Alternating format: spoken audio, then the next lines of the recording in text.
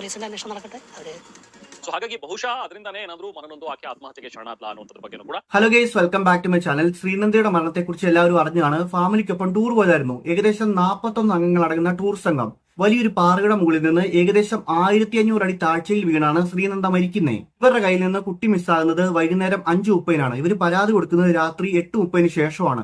ഇവരത്രയും താമസം എന്താണെന്ന് എനിക്ക് മനസ്സിലാവുന്നില്ല. ഇങ്ങനെയുള്ള കേസുകൾക്കൊക്കെ എത്രയും പെട്ടെന്ന് പരാതി കൊടുക്കണം, ഇല്ലെങ്കിൽ കേസ് നല്ല രീതിയിൽ കോംപ്ലിക്കേറ്റഡ് ആവും. ഇതുമായി ബന്ധപ്പെട്ട് കന്നഡ ന്യൂസ് ചാനലിൽ വന്നൊരു വാർത്തയുണ്ട്, അത് ഞാൻ വെക്കാം. ಇದಕ್ಕೆ ಈಕೆ ಆತ್ಮಹತ್ಯೆ ಮಾಡಿಕೊಂಡ್ಲ ಅನ್ನುವಂಥದ್ದು ಕೂಡ ಒಂದು ಅನುಮಾನ. ಯಾಕಂದ್ರೆ ಸೆಲ್ಫಿ ತೆಗೆದುಕೊಳ್ತಾ ಇದ್ದಾಗ ಶ್ರೀನಂದಾಗೆ ಏನೋ ತಂದೆ ಬೈದ್ರಂತೆ, ಯಾವುದೋ ಒಂದು ವಿಚಾರಕ್ಕೆ ಏನೋ ಒಂದ್ ಸ್ವಲ್ಪ ಗದರಿದ್ದಾರೆ, ಮೊಬೈಲ್ ಕೊಡು ಅಂತ ಹೇಳಿ ಮಗಳಿಗೆ ಗದರಿದ್ರಂತೆ ತಂದೆ. ಸೊ ಹೀಗಾಗಿ ಮಾಣಿಕ್ಯಧಾರ ಬಳಿ ಏನ್ ವಾರ್ನ್ ಮಾಡಿದ್ರು ಅಥವಾ ಗದರಿದ್ರು ತಂದೆ.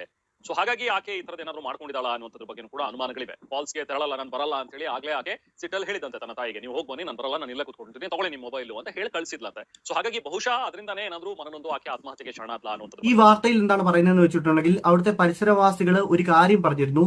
അവിടെ വെച്ച് ശ്രീനന്ദയും അച്ഛനും അമ്മയുമായിട്ട് ഒരു വഴക്ക് നടന്നിരുന്നു. അതായത് മൊബൈലിന്റെ പേരിൽ ഒരു വഴക്ക് നടന്നിരുന്നു. അതായത് ഈ കുട്ടിക്ക് സെൽഫി എടുക്കാൻ മൊബൈൽ വേണം, അച്ഛൻ അത് കൊടുത്തില്ലെന്നാണ് പറയുന്നത്. അതിന്റെ പേരിലാണ് അവിടെ വഴക്ക് നടന്നത്. ആ വഴക്കിന് ശേഷം കുട്ടി അച്ഛനോടും അമ്മയോടും പിണങ്ങിയിട്ട് കൂടെയുള്ള കുട്ടികളില്ലേ അവരോട് കൂടി എന്നാണ് പറയുന്നത്. ആ കുട്ടി നോക്കുമ്പോൾ ബാക്കിയുള്ള എല്ലാവരുടെയും കയ്യിൽ മൊബൈലുണ്ട്, ആ കുട്ടിയുടെ കയ്യിൽ മാത്രം മൊബൈൽ ഇല്ല. അതോർത്തിട്ട് എടുത്തി ആടിയതാണെന്ന് ഡൗട്ടുണ്ട്. മറ്റൊരു ചാൻസ് നോക്കുവാണെങ്കിൽ ഇതാണ് ആ പ്രദേശം, അതിന്റെ താഴേക്ക് കൊക്കയാണ്. നമുക്കത് നോക്കിയാൽ തന്നെ അറിയാം. അവിടെ നന്നായിട്ട് കാറ്റ് പിടിക്കുന്ന സ്ഥലമാണ്. അതിന്റെ അറ്റത്തൊക്കെ പോയി നിൽക്കുവാണെങ്കിൽ കാറ്റടിച്ചിട്ട് താഴോട്ട് പോകാനായിട്ടുള്ള ചാൻസ് ഉണ്ട്. അങ്ങനെയും ഒരു അനുമാനത്തിലെത്താം. അതിന്റെ ഫ്രണ്ടിൽ ബാരിക്കേഡ് വെച്ചിട്ടുണ്ട്. ആ ബാരിക്കേഡ് മറികടന്നിട്ടാണ് ഈ കുട്ടി അങ്ങോട്ട് പോയത്. ഈ പാരന്റ്സ് വേറെ ഒരു കാര്യം പറയുന്നുണ്ട്, അവരും അവിടെ പോയിട്ട് ഫോട്ടോ എടുത്തിട്ടുണ്ടായിരുന്നു. അതായത് പാരന്റ്സ് ആണ് കുട്ടീനെ ബാരിക്കേഡ് കടന്നിട്ട് അപ്പുറത്തേക്ക് പോകുന്നത് കാണിച്ചു കൊടുത്തത്. സത്യം പറയുകയാണെങ്കിൽ പാരന്റ്സിന്റെ കയ്യിൽ നല്ല തെറ്റുണ്ട്. ശ്രീനന്ദയുടെ അച്ഛൻ തന്നെ പറയുന്നുണ്ട് ആ കുട്ടി നല്ലപോലെ എക്സൈറ്റ്മെന്റും ക്യൂരിയോസിറ്റി ഉള്ള ഒരാളാണെന്ന്. അങ്ങനെയൊക്കെ വരുമ്പോഴത്തേനും ഈ കുട്ടീനെയൊക്കെ ഇങ്ങനെ വിളിച്ചോണ്ട് പോകുമ്പോഴത്തേനും ഫ്രണ്ടിൽ നടത്തിക്കണം, അല്ലാതെ പാരന്റ്സിന്റെ പുറകിലല്ല നടത്തിക്കേണ്ടത്. നല്ലപോലെ ശ്രദ്ധിക്കണം ആ കുട്ടീനെ. അതൊന്നും ഇവർ ചെയ്തില്ല. സത്യം പറയുവാണെങ്കിൽ ഒരുപാട് ടൈം ഇവർ ആ ലൊക്കേഷനിൽ സ്പെൻഡ് ചെയ്തു. ഇപ്പൊ നമ്മൾ അറിയാത്ത സ്ഥലങ്ങളിലൊക്കെ പോവാണെങ്കിൽ ഒരുപാട് ടൈം ഇരുട്ട് വീഴുന്നവരെ ഒന്നും നമ്മൾ ആ ലൊക്കേഷനിൽ തങ്ങാൻ പാടില്ല. കാരണം അവിടുത്തെ കാലാവസ്ഥ എങ്ങനെയാണെന്ന് നമുക്ക് പറയാൻ പറ്റത്തില്ല. എപ്പോഴാണ് കോട വീഴുന്നത്, എപ്പോഴാണ് ഇരുട്ട് വീഴുന്നതെന്നൊന്നും നമുക്ക് പറയാൻ പറ്റത്തില്ല. ഇപ്പൊ ഫാമിലി ആയിട്ടൊക്കെ പോകുമ്പോഴത്തേനും നമ്മൾ ഇതൊക്കെ ശ്രദ്ധിക്കണം. അതായത് ഫാമിലിയിൽ കൊച്ചു കുട്ടികളൊക്കെ ഉണ്ട്, അവരൊക്കെ കൊണ്ടുപോകുമ്പോഴത്തേനും ഇതൊക്കെ ശ്രദ്ധിച്ചിട്ട് വേണം പോകാനായിട്ട്. ഇവരതൊന്നും ശ്രദ്ധിച്ചിരുന്നില്ല. ബാക്കിയുള്ള ഫാമിലിയുടെ കൂടെയും കുട്ടികളൊക്കെ ഉണ്ടായിരുന്നു. 1500 അടി താഴ്ചയിലൊക്കെ ആരെങ്കിലും പോയിട്ടുണ്ടെങ്കിൽ ഡ്രോൺ വെച്ചിട്ട് ഈസി ആയിട്ട് കണ്ടുപിടിക്കാൻ പറ്റും. എന്നിട്ട് പോലും അവിടെ കണ്ടെത്താൻ പറ്റിയില്ല. ഏകദേശം 2-3 ദിവസം എടുത്തു. അതൊരു ദുരൂഹമായിട്ടുള്ള ഒരു കാര്യമാണ്. അതായത് അത്ര വിസിബിലിറ്റി ഉള്ളിടത്ത് കിടന്നിട്ട് drone, thermal drone, forest department, fire department, കൂടാതെ ഡോഗ് സ്ക്വാഡ്, ഇവരെല്ലാവരും സെർച്ച് ചെയ്തിട്ട് പോലും ഇത്രയും ദിവസം എടുത്തു കണ്ടുകിട്ടാൻ വേണ്ടിയിട്ട്. അത് അത്ര നല്ല വിസിബിലിറ്റി ഉള്ള സ്ഥലത്ത് തന്നെയാണ് കിടന്നത്. വിസിബിലിറ്റി എന്ന് പറഞ്ഞാൽ ഞാൻ ഉദ്ദേശിക്കുന്നത് നമ്മുടെ കണ്ണുകൊണ്ട് കാണാനുള്ള വിസിബിലിറ്റി അല്ല, ഒരു ഡ്രോണിന് ചെന്നെത്താൻ പറ്റുന്ന വിസിബിലിറ്റി. ഞങ്ങൾ ആരും ഇല്ലാത്ത സമയത്ത് വീണ്ടും കുട്ടി അങ്ങോട്ട് പോയിട്ട് ആ ചെറിയൊരു സമയത്തുള്ള തന്നെ എന്തായാലും സംഭവിച്ചത്. അങ്ങനെ വീണ് പോയതായിരിക്കാന്നാണ് വിചാരിക്കുന്നത്. ഇനി പോലീസിന്റെ അന്വേഷണം നടക്കട്ടെ. ഇവർ പറയുന്ന ഒരു കാര്യം ഉണ്ടായിരുന്നു, കുട്ടിയുടെ ബോഡിക്ക് വഴക്കമില്ല, കുട്ടി മരിച്ചിട്ട് ഒരുപാട് സമയമൊന്നും ആയിട്ടില്ലെന്ന്. സത്യം പറയുവാണെങ്കിൽ ഇങ്ങനെയുള്ള വീഴ്ചയ്ക്ക് തല പൊട്ടിയിട്ട് രക്തസ്രാവം ഒക്കെ അങ്ങനെ നിൽക്കുമ്പോഴത്തേന് അങ്ങനെ ബോഡി പഴകായിരുന്നതായിരിക്കാം. പോസ്റ്റ്മോർട്ടം റിപ്പോർട്ടിൽ പറയുന്നത് വീണിട്ട് തലയുടെ പുറകിലുള്ള ആഘാതമാണ് മരണത്തിന് കാരണമെന്നാണ്. ശരീരത്തിലെ എല്ലുകളെല്ലാം ഒടിഞ്ഞു പോയിട്ടുണ്ട്. ബാരിക്കേഡ് കടന്നുപോയ കുട്ടീനെ ഒരു വഴക്ക് പറഞ്ഞെന്നാണ് പറയുന്നത്.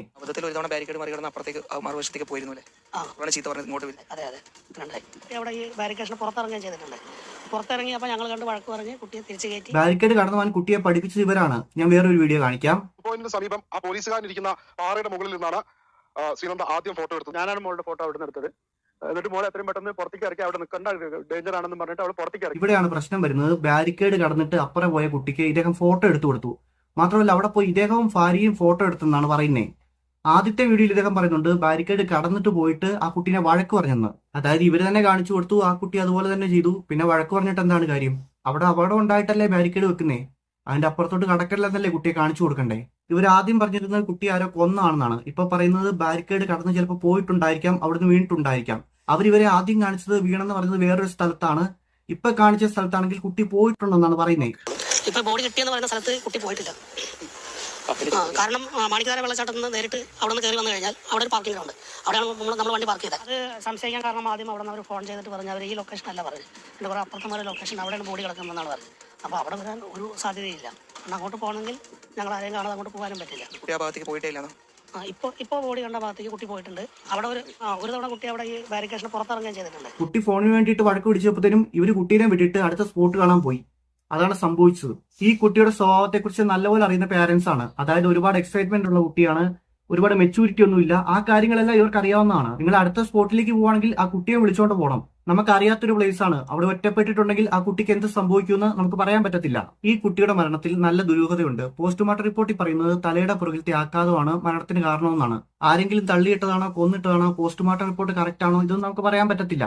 പ്രോപ്പർ ആയിട്ടുള്ള പോസ്റ്റ്മോർട്ടം റിപ്പോർട്ടാണെന്ന് വരെ നമുക്ക് സംശയിക്കേണ്ടിയിരിക്കുന്നു. സത്യം പറയുവാണെങ്കിൽ കേരളത്തിൽ ഒരു റീപോസ്റ്റ്മോർട്ടം എങ്കിലും നടത്തായിരുന്നു. നമുക്ക് വിശ്വസിക്കാൻ പറ്റുന്നത് കേരളം തന്നെയാണ് ഇങ്ങനെയുള്ള കാര്യങ്ങളിലൊക്കെ. ഈ കേരളത്തിന് വെളിയിലൊക്കെ ഇങ്ങനെ ടൂറൊക്കെ പോയിട്ടുള്ള ആളുകൾ മരിച്ചിട്ടുണ്ടെങ്കിൽ പോസ്റ്റ്മോർട്ടം ചെയ്യുന്നത് അവിടെയാണെങ്കിൽ പ്രോപ്പർ ആയിട്ടൊന്നും നടക്കത്തില്ല. അങ്ങനെ ഒരുപാട് കേസുകൾ ഉണ്ടായിട്ടുണ്ട്. ഇനി ഈ കാര്യത്തെക്കുറിച്ച് പറഞ്ഞിട്ട് കാര്യമില്ല, കാരണം ആ കുട്ടി മരിച്ചു. ഇനിയും ടൂറൊക്കെ പോകുന്ന ആൾക്കാർ പരമാവധി ശ്രദ്ധിക്കുക. കുട്ടികളെ ഫ്രണ്ടിൽ തന്നെ നടത്തുക. ബാരിക്കേഡ് കടന്ന് മുന്നോട്ട് പോകാനായിട്ട് അവരെ പഠിപ്പിക്കരുത്. നിങ്ങൾ ഏതെങ്കിലും സ്പോട്ടൊക്കെ കാണാൻ പോവുകയാണെങ്കിൽ കുട്ടികളെയും വിളിച്ചോണ്ട് മാത്രം പോവുക. ഇവരിതൊക്കെ ശ്രദ്ധിക്കുമായിരുന്നെങ്കിൽ ഇങ്ങനെ ഒരു അപകടം ഉണ്ടാകത്തില്ലായിരുന്നു.